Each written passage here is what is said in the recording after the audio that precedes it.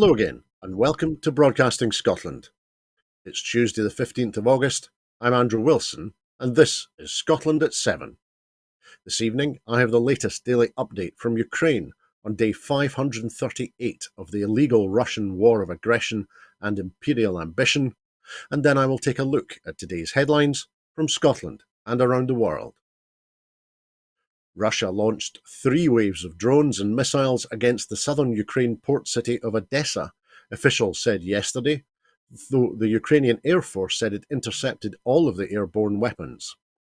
Falling debris from the interceptions of 15 Shahed drones and 8 Caliber missiles damaged a residential building, a supermarket, and a dormitory of an educational facility in the city, according to the Odessa governor, Ole Kieper. Ukraine's President, Volodymyr Zelensky, visited troops at a brigade headquarters in the eastern Ukraine frontline region of Donetsk yesterday. Zelensky reportedly visited brigades involved in attacks on the section of the front line facing Soledar, the Russian-held town north of Bakhmut. The US ambassador to Russia, Lynn Tracy, met the jailed Wall Street Journal reporter Evan Gershkovich yesterday, a State Department spokesman said.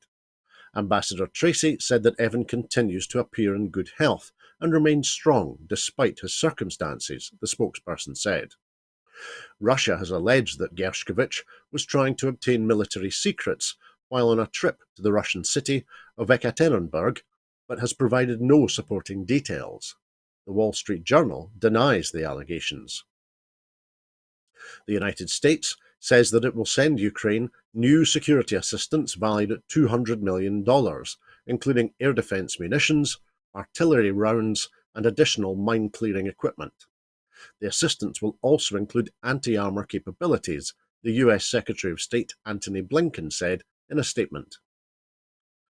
The ruble has fallen to its weakest point in almost 17 months as a collapse in export revenues and growing military spending increased pressure on Russia's economy.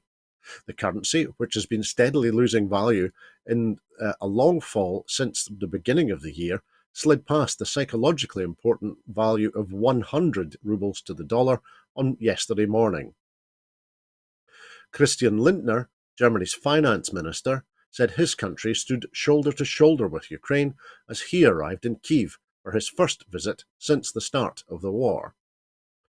The Ukrainian military said yesterday it had pushed Russian forces out of pockets of territory along front lines in the east and the south of the country, building on a grueling counter-offensive that was launched 2 months ago. Mikhailo Fedorov, the Minister of Digital Transformation in Ukraine, said that Russia lost 116 units of equipment, including 33 armoured vehicles, 29 trucks, and 20 tanks last week.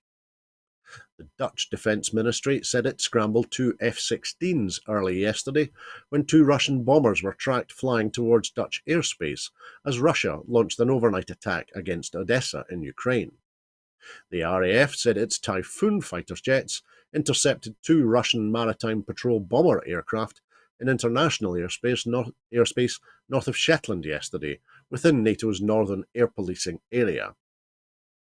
And 22 Russian diplomats flew out of the Moldovan capital of Chisinau yesterday, leaving behind a skeleton staff after Moldova ordered Moscow to withdraw most of its delegation last month. The SNP has said that the only way to make the rape clause fair is to scrap it, after Keir Starmer said that a Labour government would implement the rape clause more fairly. Responding, the SNP's candidate for Rutherglen and Hamilton West, Katie Loudon, said, "There is no world in which a policy that makes a woman prove if a child was conceived through rape is fair. And for Keir Starmer to say so proves that Labour is just as cruel and out of touch as the Tories." Saying that they will implement the evil Tory policy more fairly seems to be the compromise UK Labour and their Scottish branch office have reached in their desperation to hide the growing list of divisions within the party. It's a disgrace. She continued, "The two-child cap and rape clause is a heinous and inhumane policy, and the Labour Party agree with us that until they started to get a sniff of power, The Labour candidate in Rutherglen and Hamilton West knows this, which is why he has attempted to distance himself by saying that he will vote against it. The SNP is clear that the only way to make the two-child cap and rape clause fair is to scrap it immediately. A vote for the SNP means real opposition to cruel Tory policies, cost of living support, and real change with independence. New labour market data out this morning shows that in the 3 months to June 2023, the unemployment rate in Scotland was 4%. That's up 0.9 percentage points on the previous 3 months. The employment rate in Scotland was 74.2%. That's down 1.1% on the previous 3 months. And the rate of economic inactivity in Scotland was 22.6%. That's up 0.4% on previous 3 months. Dr. Stuart McIntyre of the Fraser of Allender Institute of the University of Strathclyde said the latest data show a jump in the unemployment rate in Scotland of 0.9% to 4% over the 3 months to June 2023. This is accompanied by a 1.1% decline in the employment rate. While this is a relatively large increase in the unemployment rate over a short period of time, it is too soon to say whether this is part of a broader trend in the labour market weakening. By historic standards, the unemployment rate remains low. Commenting on these latest labour market statistics, the Wellbeing Economy Secretary, Neil Gray, said, "The increase in the unemployment rate for those aged 16 and over across Scotland reflects the challenges facing the economy amid the ongoing cost of living crisis, compounded by still high inflation and interest rates. The Scottish Government is committed to supporting more people into work, including those with a disability, health conditions, and caring responsibilities, through employability and skills support, as well as improved access to flexible working." This commitment can be seen through the progression of recommendations from the New Deal for Business Group on labour market participation, with a focus on supporting people facing barriers to employment. We have also set up the Fair Work Oversight Group, made up of leading figures from business, trade unions, equality groups, and academia, to advise and support delivery of the Fair Work Action Plan, which focuses on driving toward fair work, including supporting more diverse and inclusive workplaces. We are developing a lifetime skills offer for adults, which will ensure future support is targeted to those who need it most. Our apprenticeship programme is enabling employers to invest in their workforce and provide greater opportunities to those at the start of their careers. He continued, with industries such as hospitality and agriculture still facing recruitment challenges. However, an urgent reassessment of UK government immigration policy is necessary to increase access to the international labour and skills that Scotland needs for our economy and our communities to prosper. With full powers over migration, Scotland could boost its workforce and tackle recruitment challenges, many of which have been caused by the end of free movement and the Brexit imposed on Scotland by the UK government. 3 Bulgarian nationals suspected of spying for Russia while living in the UK have been arrested and charged, police have said. The defendants were among 5 people detained in February after a long-running counter-terrorism investigation. 3 of those were then charged with possession of false identity documents with improper intention, according to the Metropolitan Police, which is responsible for espionage cases. Reports say that the 3 are accused of working for Russia's security services as part of what appears to be an undercover cell. They reportedly held passports and identity cards from Bulgaria, France, Italy, Spain, Croatia, Slovenia, Greece, and the Czech Republic. The defendants, who were arrested under the 1911 Official Secrets Act by counter-terrorism police, knew the documents were forged and had them with improper intention, it is alleged.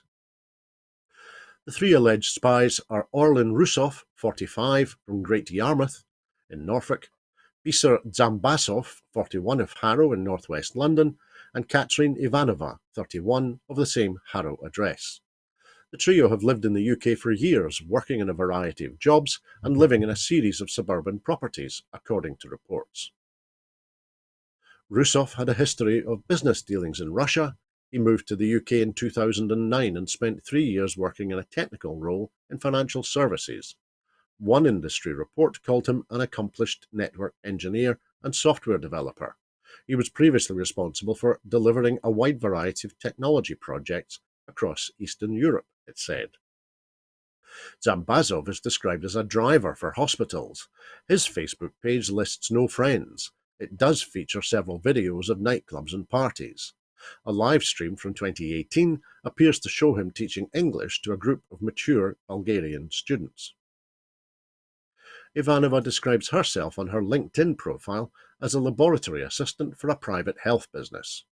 They also work for electoral commissions in London, which facilitate voting in Bulgarian elections by citizens living abroad, according to Bulgarian state documents available online. The Metropolitan Police said that the 3 defendants were arrested on the 8th of February. 2 other people were detained at the same time, a 31-year-old man living at an address in West London and a 29-year-old woman from North London. All 5 were released on police bail and are due to return to court in September.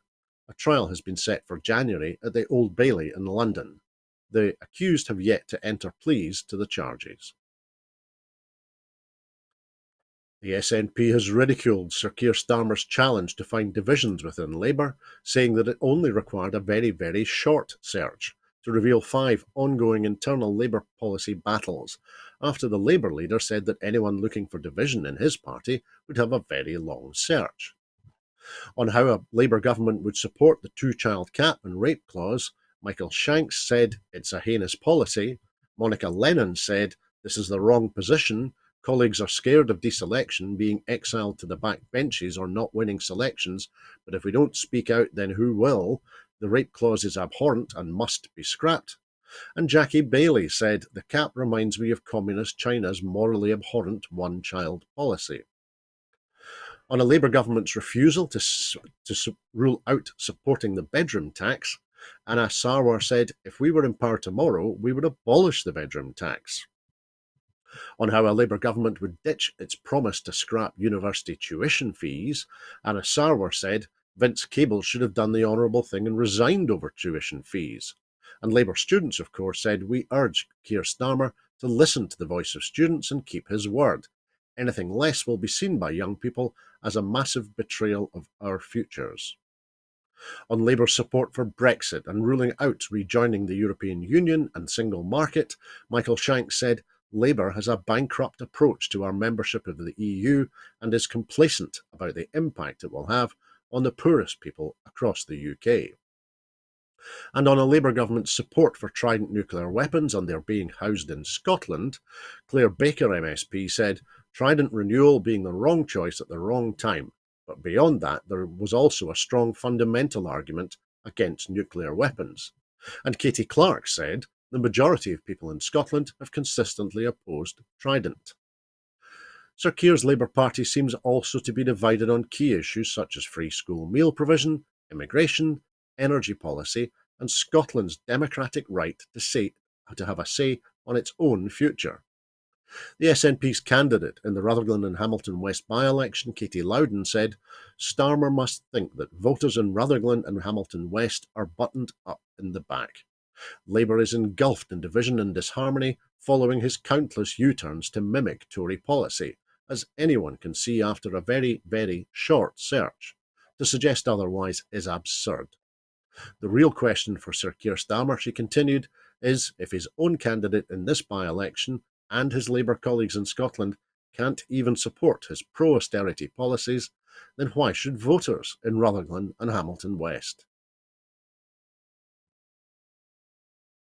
The UK government's levelling up plans for England are being hampered by a funding system that is not fit for purpose and deprives the poorest areas of the financial support to match their needs, a leading think tank has said.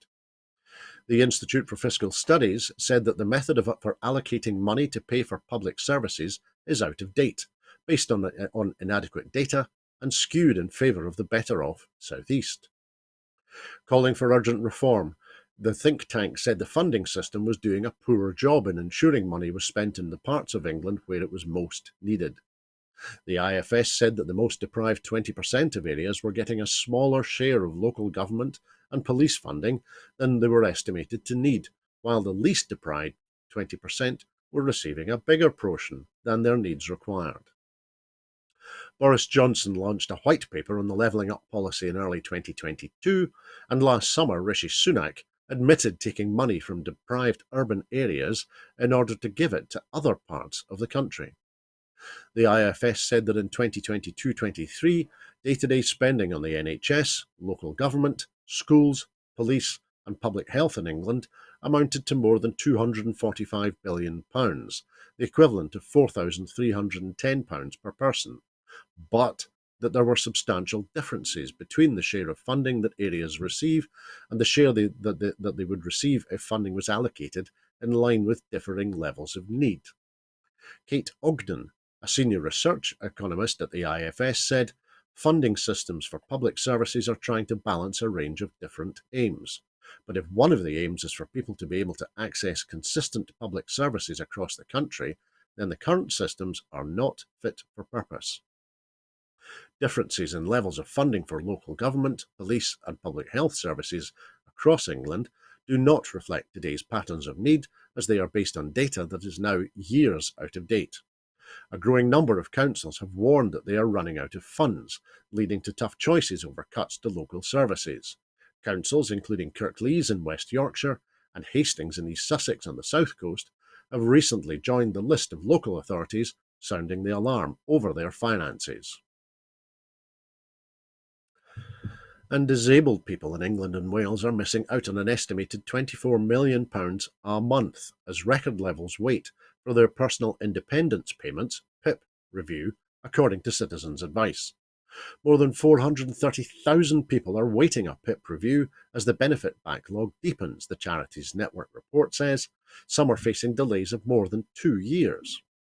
In the last 6 months, the number of people seeking support from Citizens Advice for PIP review-related issues rose by 19% compared with the same period last year. The charity says delays to payments worth up to £172 a week are causing widespread hardship and distress. While someone waiting for their PIP review still receives financial support, it is only their initial award amount, meaning that if their health needs have increased since they were last assessed, the payment will not cover their growing costs. Delays can disrupt access to other related benefits such as the Warm Home Discount, a blue badge, or an accessible Motability car. Citizens Advice said the record backlog was caused by workforce shortages at a time of growing demand from pandemic-related ill health and the rising cost of living.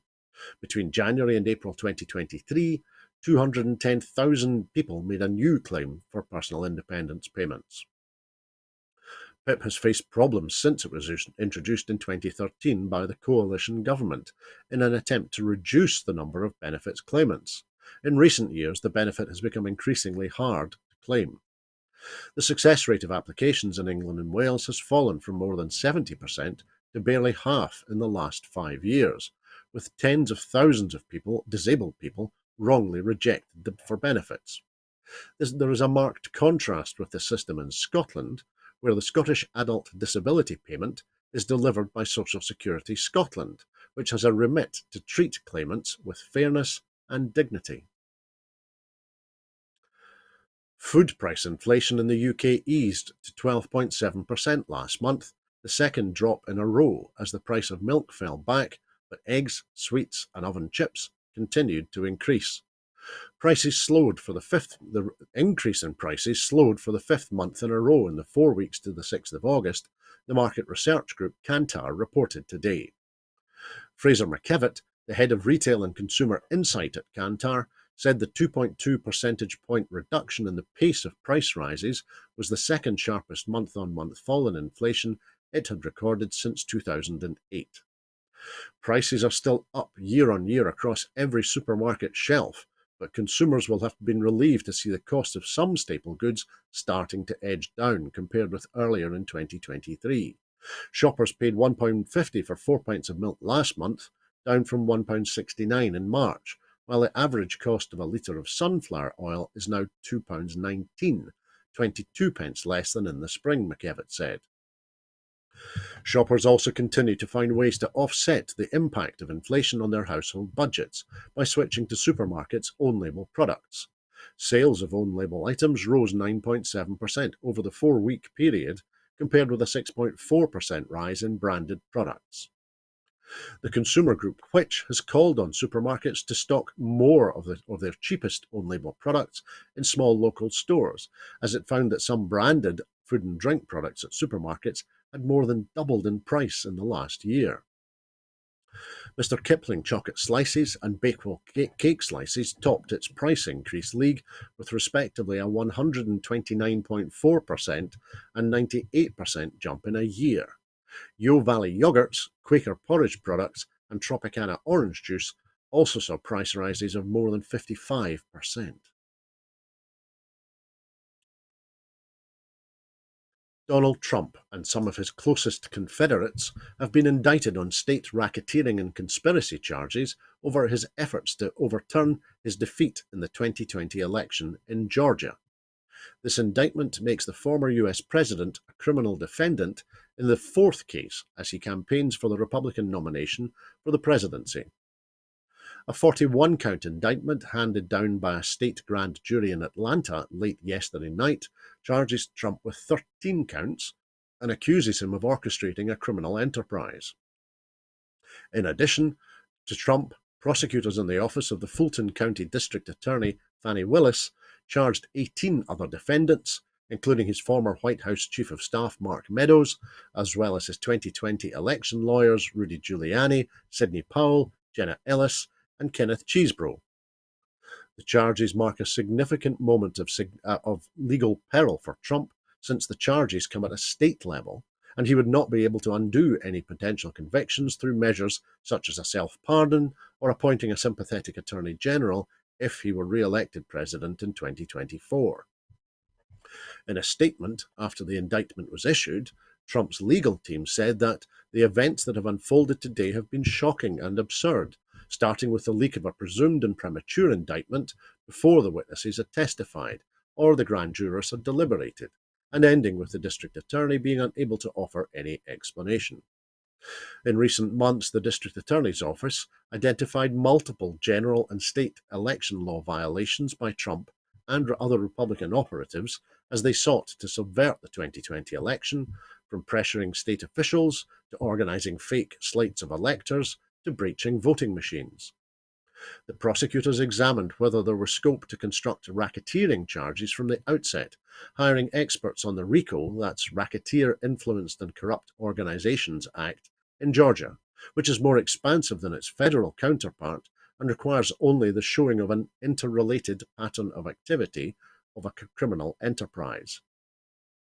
The district attorney's office spent more than 2 years investigating Trump's efforts to overturn the 2020 election results in Georgia and impaneled a special grand jury that made it more straightforward to compel evidence from recalcitrant witnesses, as by using a special grand jury, prosecutors can collect evidence before moving to file charges.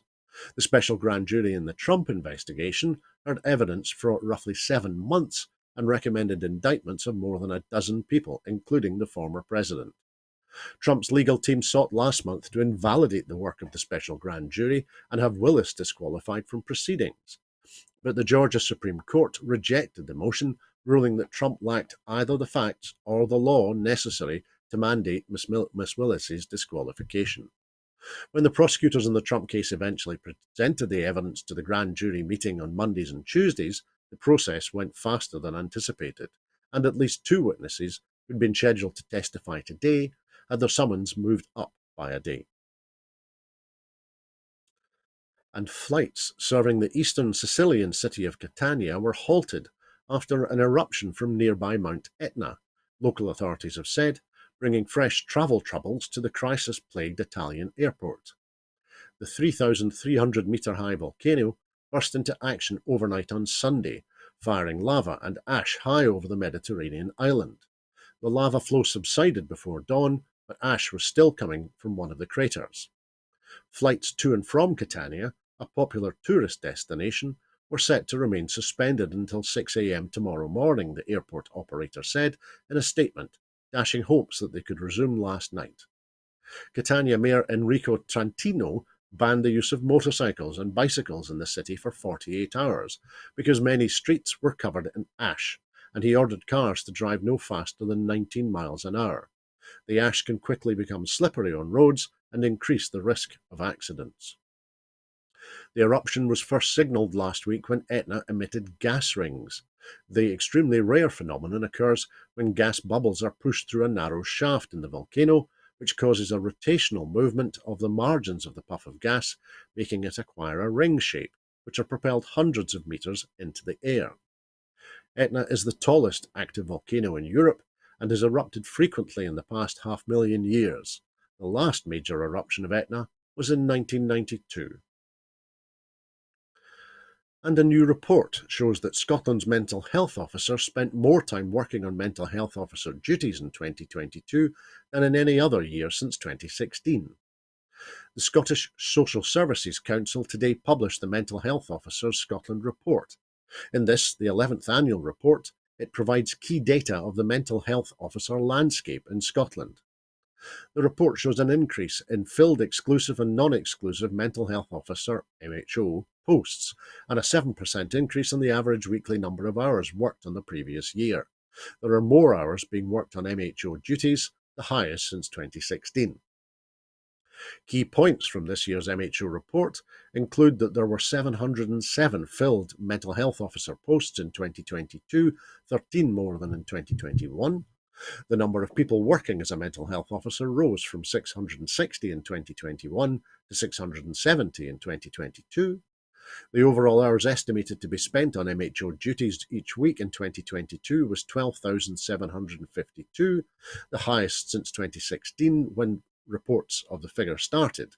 The next highest was in 2016 when it was 12,388. Between 2021 and 2022, there was a rise of over 9% in the overall hours estimated to be spent on mental health officer duties each week. There was a rise of more than 7% on the weekly average hours worked per mental health officer post, and filled exclusive mental health officer posts rose by 32, whereas the filled cover MHO posts fell by 21, and there was a rise of 24 non-exclusive posts. The SSSC's acting chief executive, Marie Allison, said, "This report, produced by our workforce intelligence team by analysing data collected directly from local authorities, will help the Scottish Government, local authorities and others in future workforce planning, including succession planning requirements." And that is all that we have time for this evening. In making these programmes, Broadcasting Scotland depends on the generosity of viewers and others who value our distinctive approach to news, current affairs and culture. Please help us to continue to make these programmes, to continue to develop the station, and to make new programmes for you. Our programmes will always be free to view, but if you can afford £5 a month, please consider becoming a Broadcasting Scotland supporter.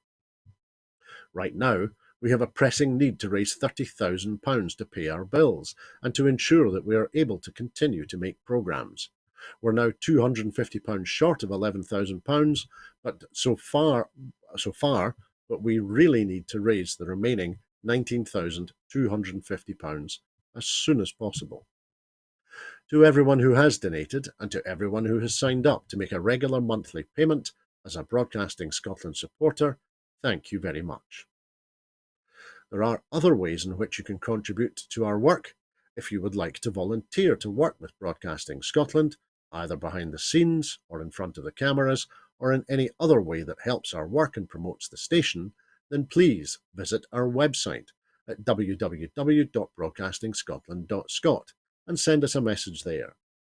You can find us on Twitter at BroadcastScot. Please like and retweet us there. And you can also find us on Facebook by searching for Broadcasting Scotland. When you're watching us on YouTube, it would be great if you would like and subscribe to Broadcasting Scotland on that platform.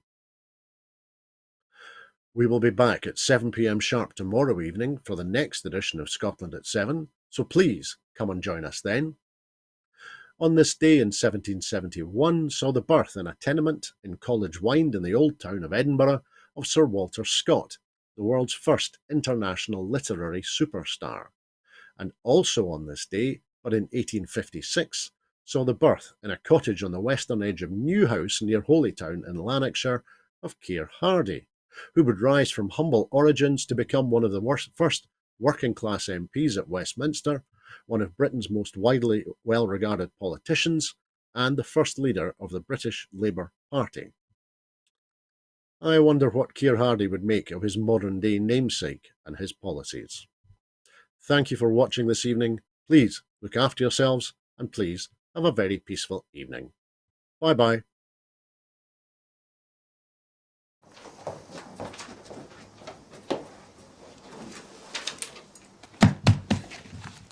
Hello and welcome to Broadcasting Scotland. My name is Lewis McGlynn.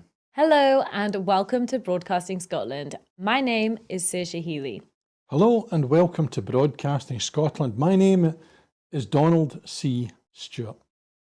Broadcasting Scotland is Scotland's independent broadcaster, providing factual news, reporting on the issues important to the people of Scotland. We are committed to public service broadcasting, and with your support, we will produce even more programmes. Provide opportunities for young people interested in media production and broadcasting, and challenge preconceptions of what Scottish media looks like, amplifying Scotland's voice and reflecting its communities. We can already deliver high-quality live news, and we will create the highest quality programmes for you to enjoy.